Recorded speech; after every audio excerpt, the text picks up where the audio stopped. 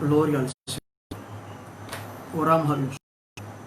Padre, en el nombre poderoso de Jesús, gracias te doy, Señor, en esta tarde, en esta noche, por permitirme hablar una vez más de tu palabra.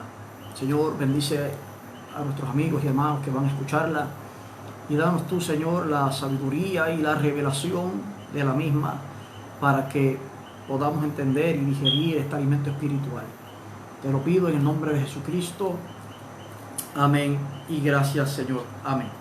Bueno, Dios bendiga a los hermanos y a los amigos que nos ven y a aquellos que van a ver este video más luego también. Sean bendecidos. Hoy el tema, amén, que tenemos para discutir es ¿quién se salvará durante la gran tribulación? Amén. O sea, el tema la semana anterior, en la primera edición de este programa, estuvimos hablando bajo el tema, me parece que era ¿puede la salvación perderse? Era también un interrogante, ¿puede la salvación perderse? Y hablamos un poco sobre ese tema, esa doctrina de la salvación. Y hoy pues básicamente seguimos hilvanando el tema de la salvación, de la soteria cristiana, amén, pero con el asunto de la gran tribulación, amén. Dios bendiga a los hermanos, los primeros hermanos que se han conectado. Están por ahí mis papás, hermana Maite Morales, Dorca, amén. Saludos a la familia, a Fiquito y a todos los hermanos allá. Gloria al Señor. Así que hoy tenemos esta lección, esta enseñanza, y espero que sea de provecho para todos aquellos amantes del estudio bíblico. Bien, y enfatizamos mucho en el estudio bíblico porque sabemos que los hermanos tienen el privilegio, la oportunidad de escuchar la palabra de Dios, el mensaje o el sermón todos los domingos y durante la semana en sus respectivas iglesias. En Mateo 24 vamos a utilizar el verso 21 y 22, estos dos versículos como cabecera de nuestro estudio.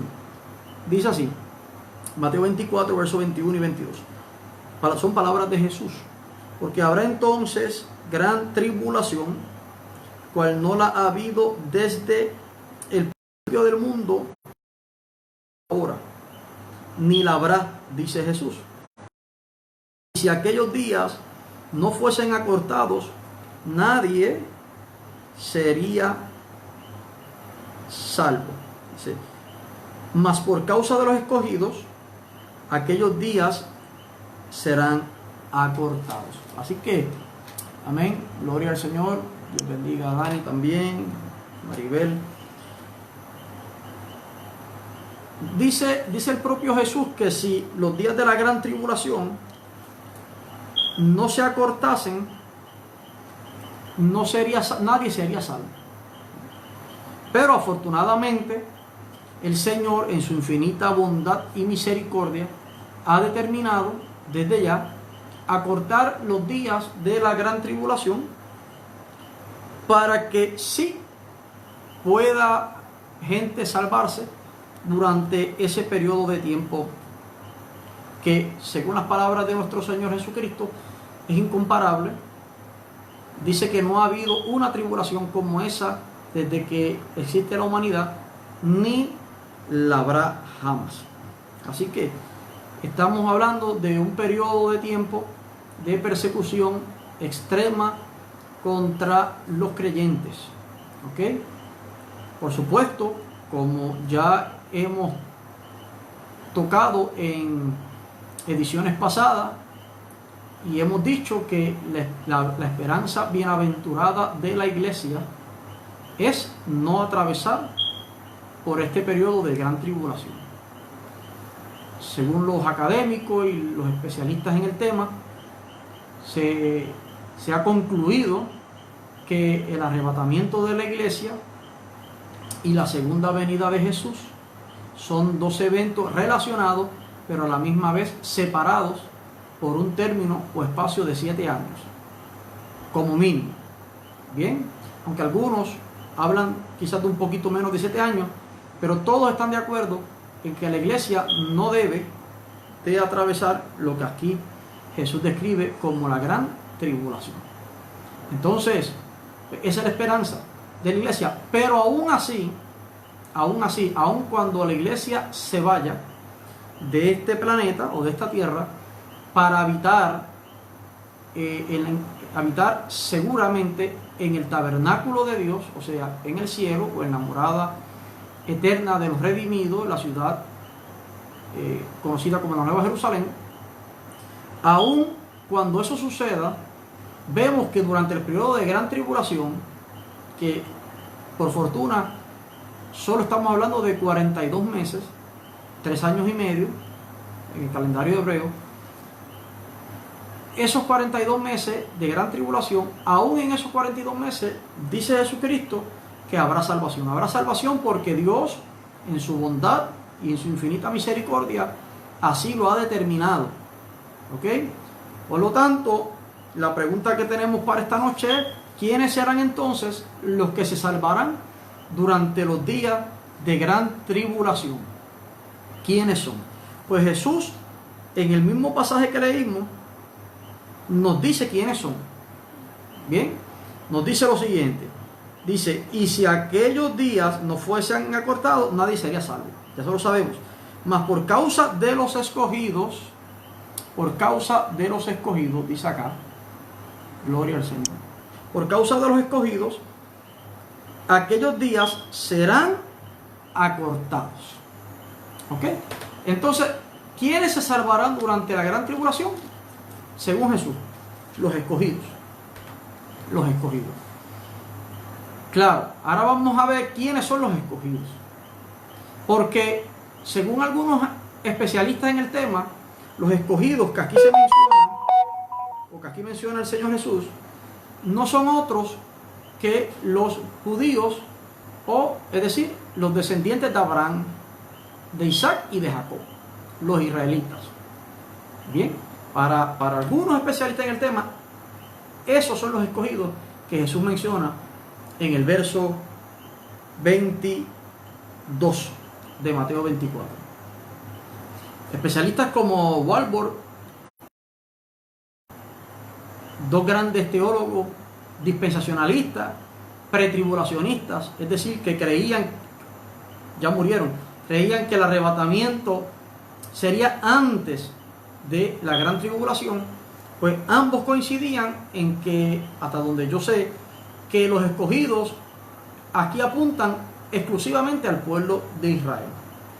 Y claro está, no por llevarle la contraria, sí estoy de acuerdo con ellos en parte, aunque quiero añadir algunos elementos que me parece que también son bíblicos, pero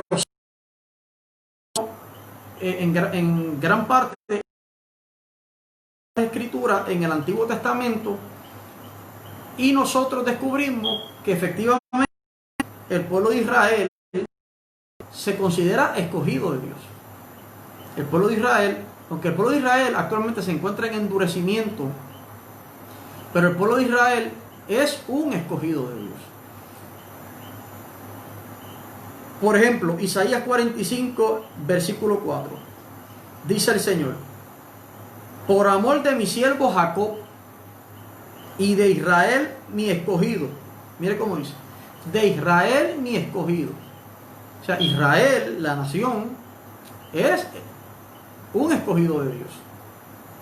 Te llamé por tu nombre, dice el Señor. Te puse sobrenombre, aunque no me conociste.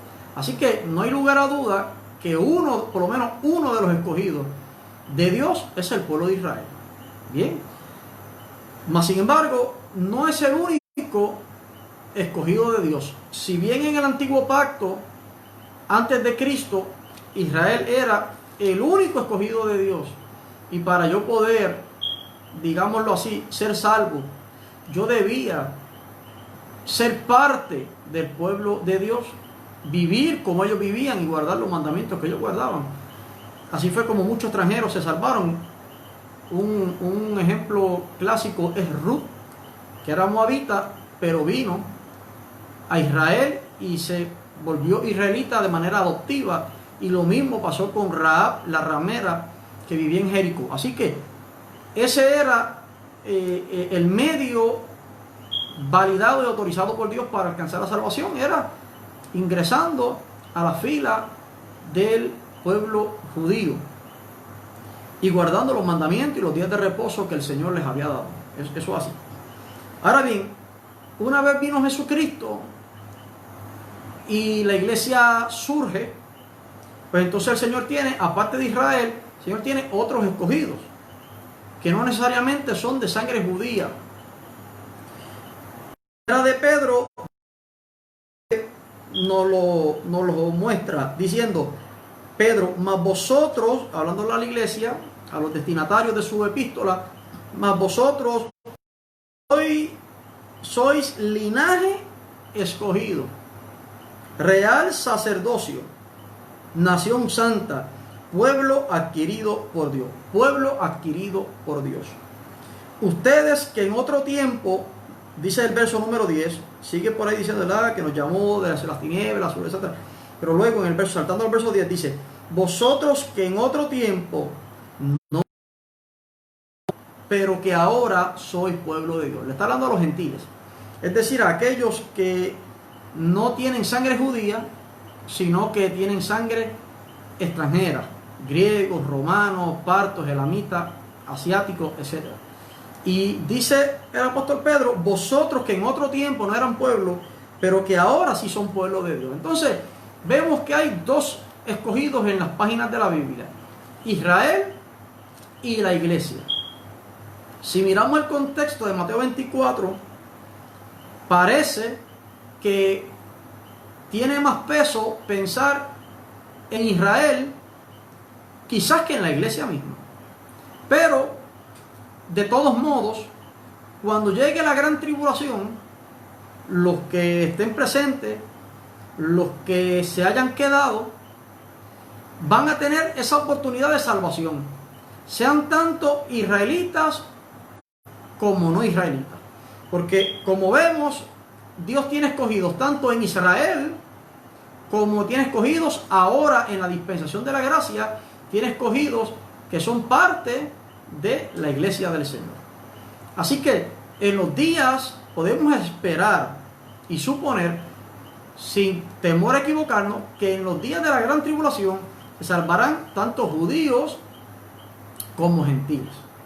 Y eso básicamente es lo que nosotros vemos dentro de la revelación bíblica. Dios salvando en la gran tribulación tanto a judíos como a gentiles. Claro, una vez, y vuelvo, Cristo vino y murió y nació la iglesia, etc. Una vez acontecieron estos hechos, en realidad ya no hay para Dios, espiritualmente hablando, ya no hay dos pueblos separados o distanciados uno del otro. Hablamos de dos escogidos para que usted entienda, pero en realidad lo que es un solo escogido, que es la iglesia del Señor, la iglesia de Cristo. Porque la Biblia dice claramente en Efesios 2, verso 14, que de ambos pueblos, refiriéndose tanto a los judíos como a los gentiles, de ambos pueblos Dios hizo uno. Y dice Efesios 2:14, porque Él es nuestra paz, refiriéndose a Jesús, que de ambos pueblos hizo uno, derribando la pared intermedia de separación. El Señor ya derribó la pared intermedia que nos separaba, hablando de judíos y gentiles. Y ahora somos un solo pueblo que se conoce como la iglesia de Jesucristo. Estoy hablando en términos espirituales, así es. Lo que quiero decir es que para poder ser salvo, bien sea ahora o bien sea en los días de la gran tribulación, siempre el medio de salvación es el mismo. Y una vez una persona le da o le entrega su vida a Jesucristo, pasa a ser miembro de la iglesia, la cual cobija tanto judíos como gentiles. Y esto lo expresa y lo explica bastante bien el apóstol Pablo en Romanos capítulo 11, donde él nos explica qué es lo que sucedió. Él va a un olivo, bien, pero dice que como muchos de los judíos se mantuvieron escépticos e incrédulos al Mesías, a Jesús, Dios tuvo que arrancar algunas de las ramas que había en el... Es decir, aquellos judíos que no creyeron al Mesías fueron arrancados del buen olivo que representa a Israel, al pueblo de Dios, y por supuesto la fe en Dios y todas las promesas. Pues Dios tuvo que arrancar esas ramas, pero aún así quedaron otras. Pablo era judío y creyeron al anuncio, y muchos otros, las Marías encabezadas por la madre de Jesús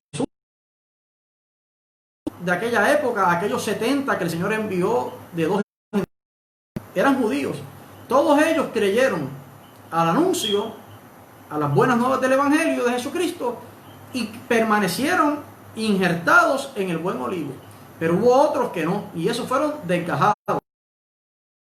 Y en lugar de ellos, dice la Escritura, injertó a los gentiles, que somos comparados con un olivo silvestre. Bien, o sea, son descritos como olivos, tanto Israel como las naciones gentiles. Es el olivo natural, y el otro es el olivo silvestre, que también creo que se le conoce como acebuche. Y se parecen claro, hay una diferencia, y es que el olivo silvestre no crece tanto como el olivo natural o regular. No crece tanto, da un fruto que es también como una aceituna, pero más pequeño, menos abundante en olivo. Y el Señor, nosotros que éramos olivo silvestre, el Señor dice la palabra que nos injertó en el buen olivo, nos injertó, y ahora ya no somos olivos silvestres, uno con el buen olivo. Y tanto la iglesia se nutren y son sustentados por la raíz, que no es otro que Jesucristo. Porque fue el que dijo: yo soy la vid, vosotros sois los pámpanos o los sarmientos, los brotes, y mi Padre es el labrador. Así que hoy día somos un pueblo en Cristo Jesús, y todo judío o todo gentil que quiera ser salvo necesita creer al nombre de Jesucristo. Y en los días de la gran tribulación veremos tanto judíos como no judíos siendo... En Romanos capítulo 11, versículo 20, se nos dice lo siguiente, se nos revela lo que pasará en los días finales. Porque no quiero, dice Pablo, hermanos, que ignoren este misterio, para que no sean arrogantes en cuanto a vosotros mismos, que ha acontecido a Israel en parte, hasta que haya entrado la plenitud de los gentiles. Ya te dice que Israel ha crecido en parte. Dice en parte porque no todos los judíos permanecieron rebeldes en los días del apóstol Pablo. Hubo muchos que creyeron en Jesús como Mesías y profeta. Dice en parte, hasta que haya entrado la plenitud de los gentiles, es decir, el cumplimiento de la presente dispensación, donde Dios está tratando con trabajando con todo el mundo, pero de una manera muy especial con los gentiles, es decir, con las naciones extranjeras. Así que cuando llegue la plenitud de los gentiles, cuando lleguen los días finales, el Señor no solo va a salvar a los gentiles que falten por ser rescatados, sino que también, dice aquí el apóstol Pablo, que va a pasar lo siguiente: y luego todo Israel será salvo. Dice el verso siguiente, 26. Y luego todo Israel será salvo. Quiere decir que en los días finales, no solamente gentiles, sino también judíos se salvarán. Y Pablo habló sobre este avivamiento mesiánico que habrá en los días finales. Desde el verso 11 de este capítulo 11 en adelante, Pablo habla y dice que compara este avivamiento con una resurrección. Así que si hoy vemos a Israel rebelde, sublevado contra Dios, en términos de que rechazan a Jesús como el Mesías, como el Cristo, porque ciertamente lo hacen, hay muchos judíos que se han convertido y han venido a la fe de Jesús, pero la mayoría, la inmensa mayoría, se mantienen o en una especie de ateísmo o en una religión atávica tradicional, o simplemente en el judaísmo per se. Yo personalmente pude escuchar, ver algunos documentales que se hacían en Tierra Santa, y se le preguntaba, que eran cristianos los que lo hacían, estos documentales, estas entrevistas, y le preguntaban a muchas personas que viven allí, ciudadanos de Israel, acerca de Jesús. Y es interesante ver cómo la mayoría de ellos niegan a Jesús, si bien no todos. Yo no recuerdo en realidad si alguno aceptó que Jesús era el Mesías. Yo creo que no. Todos decían que Jesús no era el Mesías. Bien que no era el Mesías, lo describían de una manera muy por debajo de lo que realmente es. Creo que el mejor que habló de Jesús dijo que Jesús era un profeta al nivel de Abraham y Moisés. Otro, recuerdo que dijo que Jesús era un tipo, que había sido un tipo chévere y cosas así, pero ninguno de ellos reconocía a Jesús como Mesías, como el Señor y Salvador del mundo. Pero va a llegar el día en que va a pasar algo donde Dios va a volcar su gracia y su misericordia sobre ellos otra vez. El Espíritu Santo se va a derramar sobre Israel. Israel va a ser salvo. Y esto va a ser, muchos judíos van a ser salvos. Muchos, por eso Pablo dice todo Israel, para darnos una idea de la magnitud del despertar y cosecha que habrá en aquellos días sobre el pueblo judío. Esto que Pablo menciona en Romanos 11, el apóstol Juan lo reitera de otra forma en Apocalipsis capítulo 7, donde vemos que Juan describe dos grupos siendo redimidos en los días del fin. En Apocalipsis 7, desde el versículo 1 hasta el 4, dice así: después de esto vi 4 ángeles en pie sobre los 4 ángulos de la tierra, que detenían los 4 vientos de la tierra. No había viento alguno sobre la tierra, ni sobre el mar, ni sobre ningún árbol. Vi también a otro ángel que subía de donde sale el sol y tenía el sello del Dios vivo, y clamó a gran voz a los 4 ángeles, a quienes se le había dado el poder de hacer daño a la tierra y al mar, diciendo: no hagan daño a la tierra, ni al mar, ni a los árboles, hasta que hayamos sellado en su frente a los siervos de nuestro Dios. Y hoy el número de los sellados, 144.000 sellados de todas las tribus de los hijos de Israel. Así que tenemos acá 144.000. Este número puede ser simbólico como puede ser literal. Parece demasiado preciso como para ser literal. A Dios nada es imposible. Pero más allá de si es literal o es simbólico, lo que sí es interesante es que es un número bien elevado. 144.000 judíos, dice aquí el Señor, Juan el apóstol, que se salvarán o serán redimidos en los días del Apocalipsis. En el verso 9 nos presenta un segundo grupo que no está compuesto por judíos, que es incluso superior en número. Después de esto miré, y he aquí una gran multitud, la cual nadie podía contar. A los judíos Juan los pudo contar, pero no pudo contar, no pudo calcular esta gran multitud del verso 9, la cual nadie podía contar, de toda, procedente de dónde, de todas las naciones y tribus y pueblos y lenguas que estaban delante del trono. Dice que estaban delante del trono y en la presencia del Cordero, vestidos de ropas blancas y con palmas en las manos. Un poquito más adelante, el verso 14, yo le dije, dice Juan, Señor, tú lo sabes. Estos son los que han salido de la gran tribulación y han lavado sus ropas y las han emblanquecido en la sangre del Cordero. Quiere decir que ahí tenemos los dos grupos que se salvarán durante la gran tribulación. Judíos, primeramente, porque Dios envió a la casa de Israel. Primeramente, ellos le predicaron a los judíos. Más tarde, con los apóstoles, y especialmente con Pablo, es que el evangelio comienza a llegarle a los gentiles, pero originalmente el propio Jesús era ir a las ovejas perdidas de Israel. Y aquí vemos una vez más que primero se muestran los judíos viniendo a los pies del Señor en los días del fin, y luego vemos una multitud que debe estar compuesta por millones de personas, cuando Juan dijo que no podía contarla, siendo salva durante los días de la gran tribulación. Así que va a haber salvación, va a haber oportunidad de salvación para la humanidad en aquellos días. Eso no significa que la iglesia quiere estar allí.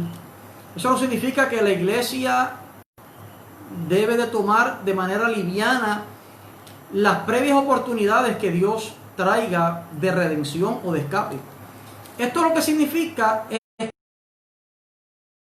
que se queden o que estén presentes durante los días, van a tener una oportunidad de recibir a Jesús, claro, en medio de gran tribulación, en medio de juicios, abundantes juicios que caerán del cielo hacia la tierra, y en medio de una persecución extrema, van a tener la oportunidad de decidir dónde quieren pasar el futuro o la eternidad, si en el cielo o en el infierno.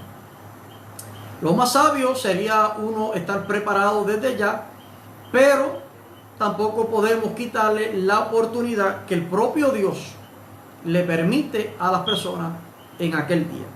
Entonces, aunque pudiera ser material de un tema futuro, muchos se preguntan si en esos días de la gran tribulación o de la tribulación el Espíritu Santo estará activo y estará en la tierra.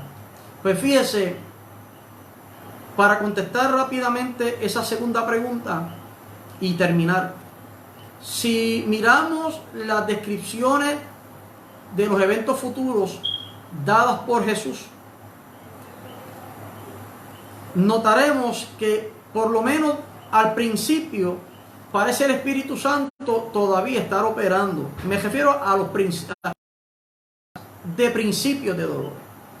Si miramos los evangelios y miramos los capítulos proféticos que están en los evangelios, encontramos pasajes donde se cita al Espíritu Santo en medio de los principios de dolores. O sea, de los primeros meses o quizás primeros 3 años y medio de tribulación. Pero ya cuando entra la gran tribulación per se, nosotros miramos el libro de Apocalipsis y hay un pasaje, creo que es en Apocalipsis capítulo 14, bien interesante también, donde se ve al Espíritu Santo hablando, pero tal pareciera que está haciéndolo desde el cielo. A diferencia de los primeros capítulos que lo vemos hablándole directamente a la iglesia del Señor, aquí lo vemos como si estuviera hablando desde arriba, desde lo alto. Lo cual pudiera quizás llevarnos a pensar que el Espíritu Santo durante los días de la gran tribulación no va a operar. Bien, claro, esto entra también en el terreno de la especulación, pero que no va a operar de la misma manera que operó antes de esos últimos 3 años y medio de gran tribulación. Así que, hermano, estos dos grupos tendrán su oportunidad, algunos para poder sostener su fe van a tener que dar su vida. Algunos serán decapitados o morirán de muchas otras maneras por su fe. Pero por el momento no estamos no ha llegado no hemos llegado a ese punto de la historia. Yo creo que lo mejor es decir, Ebenezer, hasta aquí nos ha ayudado el Señor, fortalecernos en la fe, mantenernos orando y velando, nos enseñó Jesucristo, para que cuando Él venga por su